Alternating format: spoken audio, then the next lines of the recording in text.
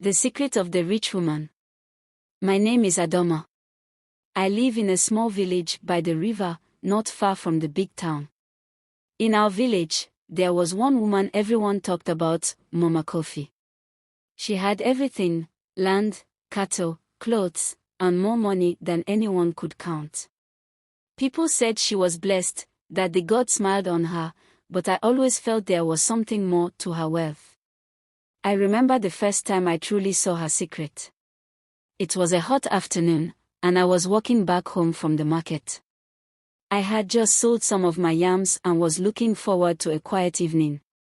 As I passed by Mama Kofi's big house, I saw her standing outside, talking to a stranger. She was always polite, but this time there was something about the conversation that made me curious. The stranger was a young man, maybe my age, with ragged clothes and a sad look on his face.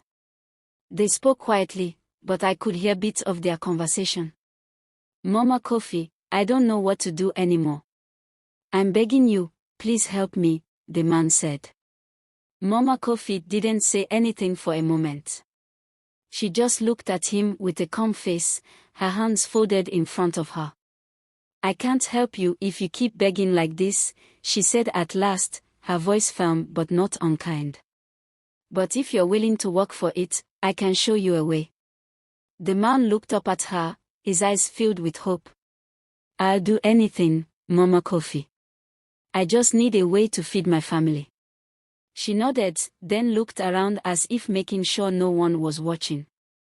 Come with me, she said, turning toward her house. I was curious, but I didn't want to get too close. I stayed hidden behind the trees, watching as they went inside. What happened next, I didn't expect. After a while, Mama Kofi came out again, carrying a small wooden box. She handed it to the young man. This will help you, she said. Take it and use it wisely. The man took the box, holding it carefully in his hands. How much is in here? He asked. You don't need to know, she replied. Just use it to pay your debts, feed your family, and start fresh. But remember this, you must never speak of this to anyone. If you do, the money will disappear, and you will have nothing. The man nodded quickly, thanking her over and over. He left, walking fast, almost as if he were afraid someone might stop him. I was stunned. I had to know what was in that box. I waited until Mama Kofi went back into the house, then I sneaked closer.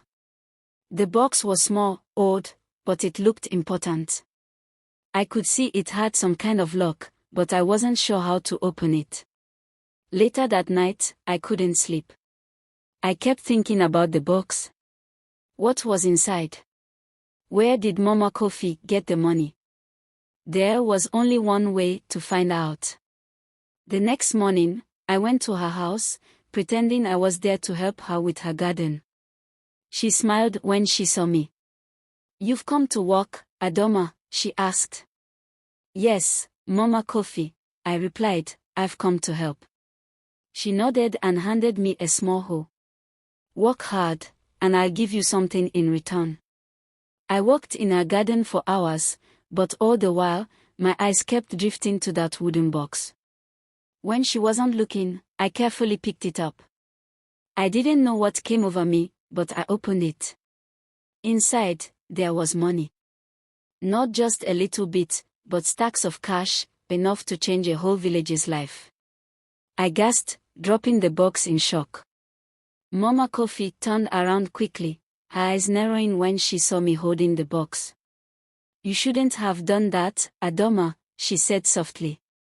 I backed away, heart pounding. Where did you get this? I asked. What is this, Mama Kofi? She walked toward me slowly, her face serious now. This is the price of secrets, she said. I help people when they are desperate. But I don't give them money freely.